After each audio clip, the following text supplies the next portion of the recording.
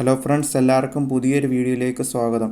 ഇന്നത്തെ വീഡിയോയിൽ റോയൽ എൻഫീൽഡിൻ്റെ പുതിയ വണ്ടികളിൽ കണ്ടുവരുന്ന ഒരു കംപ്ലൈൻ്റ് ആണ് ഞാൻ നിങ്ങളുമായിട്ട് ഷെയർ ചെയ്യുന്നത്. ഈ കംപ്ലൈൻറ്റ് ഇപ്പം വരുന്ന റോയൽ എൻഫീൽഡിലെ എല്ലാ വണ്ടികളിലും, പ്രത്യേകിച്ച് ഹണ്ടറിൽ, അതുപോലെ തന്നെ ക്ലാസിക്, പിന്നെ മെറ്റിയോർ, ഈ 3 മോഡലിലാണ് ഈ കംപ്ലൈൻറ്റ് ഇപ്പം കൂടുതലായിട്ട് കണ്ടുവരുന്നത്. അന്നേരം ഇതിനുള്ളൊരു മെയിൻ സൊല്യൂഷനും കൂടാണ് ഇന്നത്തെ വീഡിയോ. അന്നേരം വീഡിയോയിലേക്ക് എല്ലാവർക്കും സ്വാഗതം. കംപ്ലൈൻറ്റ് എന്ന് പറഞ്ഞല്ലാതെ ഞാൻ കംപ്ലൈൻറ്റ് എന്തുവാന്ന് പറഞ്ഞില്ല. കംപ്ലൈൻ്റാണ് നിങ്ങൾ കണ്ടുകൊണ്ടിരിക്കുന്നത്. ഇതാണ് ഈ വണ്ടിയുടെ ഒരു മെയിനായിട്ടുള്ള ഒരു വിഷയം. ഇത് ക്ലാസിക്കിലാണ് ഇപ്പം എനിക്കിത് നോട്ടീസ് ചെയ്യാൻ പറ്റിയത്. അതുപോലെ തന്നെ ഹണ്ടർ ഉപയോഗിക്കുന്ന ഫ്രണ്ട്സുകളെല്ലാം ഈ ഒരു കംപ്ലൈൻറ്റ് പറയുന്നുണ്ട്. അന്നേരം ഇതിനുള്ള ഒരു സൊല്യൂഷനും, അതുപോലെ തന്നെ ഈ കംപ്ലൈൻറ്റ് വന്നാൽ നിങ്ങൾ ഷോറൂമായിട്ട് ബന്ധപ്പെട്ട് കാണും. പക്ഷേ ഇതിന് ഷോറൂമിൽ നിന്നൊരു കറക്റ്റായിട്ടുള്ള ഒരു സൊല്യൂഷൻ അവർ തരുന്നില്ല. അന്നേരം നമുക്ക് എന്തോ ചെയ്യാൻ പറ്റും. ഈ ഒരു കംപ്ലൈൻറ്റ് വരുന്ന സാഹചര്യത്തിൽ നമുക്ക് എന്തൊക്കെ കാര്യങ്ങൾ ചെയ്തുകൊണ്ട് ഈ കംപ്ലൈൻറ്റിനെ മാറ്റാമെന്നുള്ള ഒരു വീഡിയോ ആണിത്. ആദ്യം തന്നെ നമുക്ക് ഈ ഒരു ടയറിൽ ഇപ്പം നിങ്ങൾക്ക് കാണാൻ പറ്റും, ഇതിപ്പോൾ അത്യാവശ്യം റീപ്ലേ ഉണ്ട്. ഇതല്ലായിരുന്നു എനിക്ക് നേരത്തെ ഉള്ളത്. ഇത് ഞാൻ ഒരുമാതിരിപ്പെട്ടിപ്പം സോൾവ് ചെയ്ത ഒരു ഇഷ്യൂ ആണ്. നിങ്ങൾക്ക് എല്ലാവർക്കും ഇതുപോലല്ലായിരിക്കും. നിങ്ങളെല്ലാവരും ഒന്ന് ചെക്ക് ചെയ്ത് നോക്കുക. നിങ്ങളുടെ ബ്രേക്ക് ആദ്യമേ അപ്ലൈ ചെയ്ത ശേഷം ഇതുപോലെ നിങ്ങൾ ടയർ കറക്കി നോക്കിയാൽ പ്രോപ്പറായിട്ട് കറങ്ങത്തില്ല.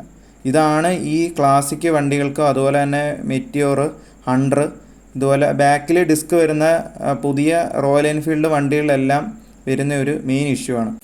ഈ ബ്രേക്കിൽ നമുക്ക് പെട്ടെന്ന് ഐഡൻറ്റിഫൈ ചെയ്യാൻ പറ്റുന്നത് ഇതിനകത്തെ ആ ഒരു ശബ്ദമാണ്. നമ്മൾ പുറത്ത് ഒക്കെ ഓടുന്ന സമയത്തും, അതുപോലെ തന്നെ ബ്രേക്ക് പിടിക്കുന്ന സമയത്തും ഒക്കെ അതുപോലെ ഡിസ്കിൽ നിന്നൊക്കെ നല്ല ശബ്ദം വരാറുണ്ട്. അന്നേരം ഈ ശബ്ദം എന്തോന്ന് നിങ്ങൾക്ക് ഞാൻ കേൾപ്പിച്ചു തരാം. ഇപ്പം ഈ ശബ്ദം കേട്ടപ്പോൾ നിങ്ങൾക്ക് എല്ലാവർക്കും മനസ്സിലായി കാണും. ഇതാണ് എനിക്ക് ക്ലാസിക്കിൽ നേരിട്ട ഏറ്റവും വലിയ ഇഷ്യൂ. ഇത് ക്ലാസിക്കിൽ മാത്രമല്ല, മിക്കവാറും പുതിയ റോയൽ എൻഫീൽഡിൻ്റെ ഇവയുടെ ഈ ബ്രേക്ക് വരുന്ന എല്ലാ വണ്ടിക്കും ഉള്ള ഒരു സെയിം ഇഷ്യൂ ആണ്. ഇത് ജാം ആവുന്നതാണ് ഇതിനെക്കാട്ടിലും വലിയ ഇഷ്യൂ. എനിക്ക് ഇതുവരെയും ജാം ആയിട്ടില്ല. പിന്നെ ഇതുപോലെ ശബ്ദം ഇങ്ങനെ നമുക്ക് ഓടുന്ന സമയത്തും, അതുപോലെ തന്നെ ഈ ബ്രേക്ക് പിടിക്കുന്ന സമയത്തൊക്കെ നല്ലതുപോലെ കേൾക്കാൻ പറ്റും. അടുത്തതായിട്ട് ഞാൻ പറയുന്നത്, ഇതിന് എന്ത് സൊല്യൂഷനാണ് ഉള്ളത്.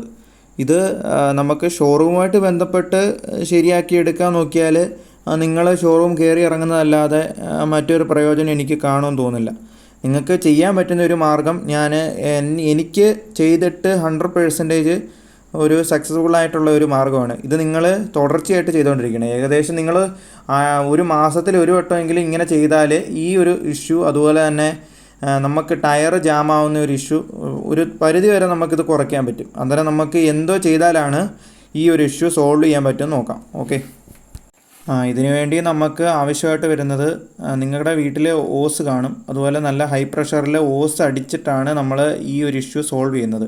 അതുപോലെ തന്നെ ഒരു മൈക്രോ ഫൈബർ തുണി ഇല്ലെങ്കിൽ അത്യാവശ്യം നല്ലൊരു കോട്ടൺ തുണി ആയാലും മതി.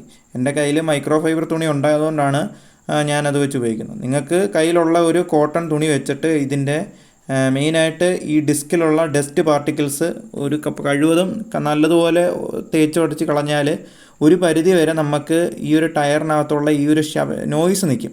ഇത് മെയിനായിട്ട് നമ്മുടെ ബ്രേക്ക് പാഡിൽ നിന്ന് വരുന്ന ഒരു പൊടിയുണ്ട്, അതുപോലെ തന്നെ അന്തരീക്ഷത്തു നിന്ന് കയറുന്ന ഒരു പൊടിയുണ്ട്. ഇത് രണ്ടും കൂടെ ചേർന്നിട്ട് ടയറിൽ ഫ്രിക്ഷൻ ഉണ്ടാക്കുകയാണ് ചെയ്യുന്നത്. ഇത് നമുക്കൊരു 90% വരെ ഇങ്ങനെ കഴുകിയിട്ട്, അതുപോലെ തന്നെ ഓസിട്ട് വെള്ളം അഴിച്ച് നമുക്കിത് സോൾവ് ചെയ്യാൻ പറ്റും. ഇത് നിങ്ങൾ ഓരോ റൗണ്ടിലും ഇതുപോലെ നിങ്ങൾ ഓസിട്ട് പ്രോപ്പറായിട്ട് കഴുകാൻ നോക്കുക.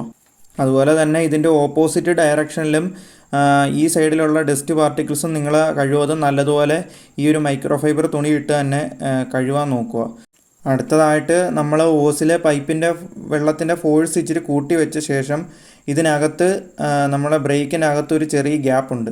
ഈ ഗ്യാപ്പാണ് നമുക്ക് ഓസിട്ട് നല്ല പ്രഷറിൽ വെള്ളം അടിച്ച് അതിനകത്ത് ഡസ്റ്റ് നമുക്ക് കളയാൻ പറ്റും. ഇനി നമുക്ക് റൊട്ടേറ്റ് ചെയ്താൽ ഈ ബ്രേക്ക് പാഡിനകത്തിരിക്കുന്ന പൊടിയും കൂടെ ഒരു പരിധി വരെ നമുക്ക് കളയാൻ പറ്റും.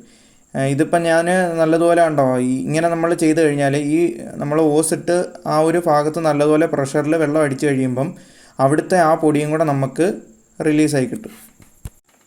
ഇപ്പോൾ നിങ്ങൾക്ക് നോക്കിയാൽ മനസ്സിലാവും, ടയർ അത്യാവശ്യം ഫ്രീ ആയിട്ടുണ്ട്. ഇതിനകത്തിരുന്ന ഡസ്റ്റ് പാർട്ടിക്കിൾസ് പോയപ്പം തന്നെ നമുക്ക് ടയറിൽ അത്യാവശ്യം ഫ്രീ പ്ലേ വന്നിട്ടുണ്ട്.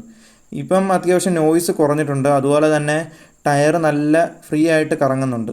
ഈ ഒരു മാർഗ്ഗമാണ് ഞാൻ ചെയ്തു നോക്കി എനിക്ക് 100% റിസൾട്ട് കിട്ടിയൊരു മാർഗ്ഗം. ഇത് നിങ്ങൾക്ക് എല്ലാവർക്കും ചെയ്തു നോക്കിയാൽ ഇത് റിസൾട്ട് നൽകുന്ന ഒരു മാർഗ്ഗമാണ്.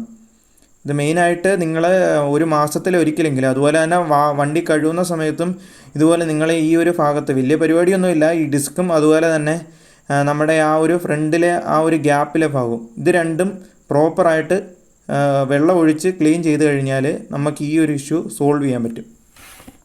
അതുപോലെ തന്നെ ഇതിൻ്റെ ആ ഒരു ബ്രേക്കിൻ്റെ കാലിബറും നിങ്ങൾ വൃത്തിയായിട്ട് സൂക്ഷിക്കാൻ ശ്രമിക്കുക. അവിടെയൊക്കെ തുരുമ്പ് കയറാൻ ചാൻസ് ഉണ്ട്.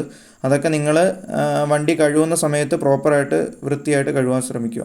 പിന്നെ അതുപോലെ തന്നെ ആ ഡിസ്ക് പ്ലേറ്റിലെ ആ ഒരു സൈഡ് എൻഡ് അവിടെ ഇതുപോലെ ഡസ്റ്റ് കയറാൻ ചാൻസ് ഉള്ള ഒരു ഭാഗമാണ്. അവിടെ ഇതുപോലെ നിങ്ങൾ ഈ കോട്ടൻ്റെ തുണിയൊക്കെ ഇട്ട് നല്ലതുപോലെ വാഷ് ചെയ്ത് സൂക്ഷിക്കാൻ ശ്രമിക്കുക. അന്നേരം ഇത്രയും കാര്യങ്ങളൊക്കെ ചെയ്താൽ ഈ ഒരു ഇഷ്യൂ പരിഹരിക്കാൻ പറ്റും. എൻ്റെ ഒരു അനുഭവത്തിൽ എനിക്ക് തന്ന ഒരു റിസൾട്ടാണ്. അന്നേരം ഈ വീഡിയോ നിങ്ങൾക്ക് എല്ലാവർക്കും ഇഷ്ടപ്പെട്ടെന്ന് വിശ്വസിക്കുന്നു. ഇതുപോലുള്ള കൂടുതൽ വീഡിയോയ്ക്കായിട്ട് ചാനൽ സബ്സ്ക്രൈബ് ചെയ്യുക, അതുപോലെ ലൈക്ക് ചെയ്യുക, ഷെയർ ചെയ്യുക. ഓക്കെ.